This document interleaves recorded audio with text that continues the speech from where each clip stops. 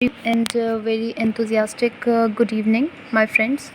आज हम बहुत ही इंटरेस्टिंग टाइप का टॉपिक पढ़ेंगे जो कि बायोसिंथेसिस ऑफ प्यूरिन है। देखिए, मुझे भी शुरू से प्रॉब्लम होती थी कि कैटाबॉलिज्म या एनाबॉलिज्म क्या होता था। हमेशा से वर्ड सुने रखे, लेकिन एक क्लैरिटी जो दिमाग में होती है ना कि कैटाबॉलिज्म जब भी हम सुने तो हमारे दिमाग में क्या आता है। तो हमने देखिए, मैंने एक ये चार्ट बनाया है। मैं जब ऐसे चार्ट बना के करती हूँ ना तो मेरे ना जो पॉइंट्स हैं वो क्लियर हो जाते हैं। तो देखिए, एनाबॉलिज्म ही प्यूरिन के केस में क्यों यूज़ हो रहा है और एनाबॉलिज्म और कैटाबॉलिज्म में डिफरेंस क्या है।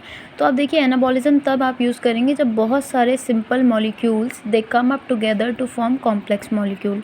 सिंपल कुछ बन रहा है, छोटे छोटे से मिलके बड़ा बन रहा है, तो कंस्ट्रक्टिव फेज होगा मेटाबॉलिज्म का।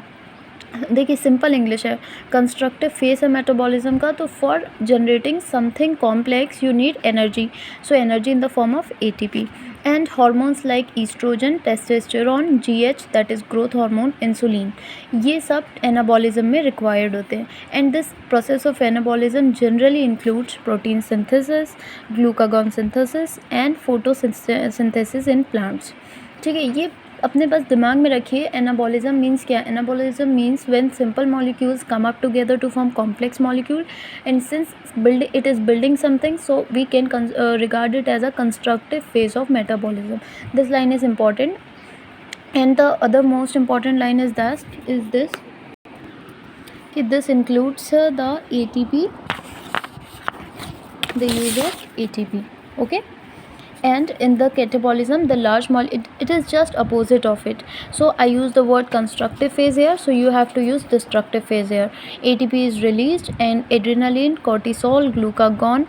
Okay, one thing is important, that insulin and glucagon are agonists to each other. So insulin come in the process of anabolism while glucagon come in process of catabolism. ये होते हैं digestion, respiration and excretion. देखिए, आप इन सब में हमारी ATP energy generate होती है। ओके, एटीपी रिलीज़ होती है। ओके, तो ये आपका डिफरेंस हो गया। अब हम डायरेक्टली जल्दी से आते हैं हमारे प्यूरिन के कैटाबॉलिज्म पे। ओके, चलिए देखें, ये है हमारे हमारे प्यूरिन क्या होते हैं? Adenine and guanosine.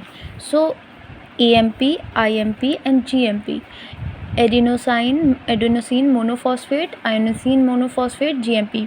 इन तीनों में अगर हम न्यूक्लियोटाइडेज नाम के एंजाइम को डालेंगे तो हमें इसका एडिनोसिन मिलेगा, इसका आयोनोसिन मिलेगा, इसका गुआनोसिन मिलेगा। They will use up the water and give energy in the form of inorganic phosphate. Okay, since it is catabolism, so energy is released. Now AMP से हम IMP, ये ऑर्डर आप ऐसे ही दिमाग में रखें, AMP, IMP, GMP, and we can convert AMP into IMP and adenosine into inosine by the use of enzyme AMP deaminase. Adenosine को आयोनोसिन में कैसे कन्वर्ट करेंगे? Adenosine deaminase. ये ही एक एंजाइम है जिसकी कमी होगी तो हमें स्किड नाम की बीमारी होगी। ओके, ये आप याद रखिएगा, एडिनोसिन डीएमिनेज की deficiency can cause SCID disease in our body. Okay, so now you have to take inosine. Ultimately हमें दोनों आयोनोसिन से और गुआनोसिन से हमें क्या बनाना है? हमें बनाना है ज़ैंथीन। आप इतना याद रखें। तो आयोनोसिन में आप जब प्यूरिन न्यूक्लियोटाइड फॉस्फोराइलेज डालेंगे तो हाइपोजेंथीन बनेगा। When hypoxanthine is converted into xanthine by the enzyme xanthine oxidase, and in case of guanosine you also use the same enzyme, that is purine nucleotide phosphorylase, and then this guanine is converted into xanthine. Purine catabolism जब भी आप सुने, you will one thing that come into your mind is that the ultimate final product of this catabolism reaction is uric acid.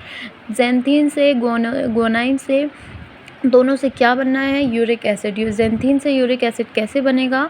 By the action of xanthine oxidase, this is uric acid. Simple language में मैंने आपको बता दिया। आयोनोसिन से भी अगर हम start करेंगे तो भी हमें ज़ैंथीन मिलना है, गुआनोसिन से अगर हम स्टार्ट करेंगे तो भी हमें ज़ैंथीन मिलना है। सो आपसे ये क्वेश्चन आ सकते हैं कि which enzyme is use for the conversion of inosine into hypoxanthine? It's purine nucleotide phosphorylase. Okay, I hope you like my video.